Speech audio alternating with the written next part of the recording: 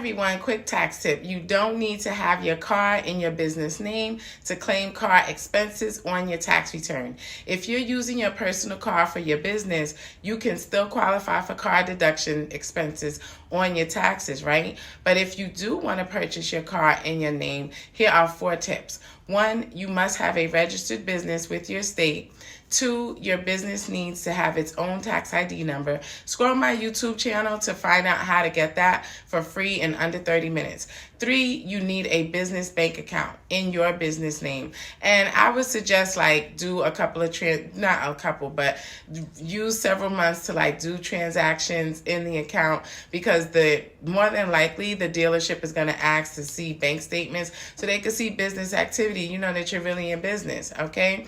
And 4, you need to deal with a dealership that has a commercial department or a business division, because if you try to do this buying the car in your business name with the people who you normally deal with to buy your personal car or whatever in your own name, it's not going to work.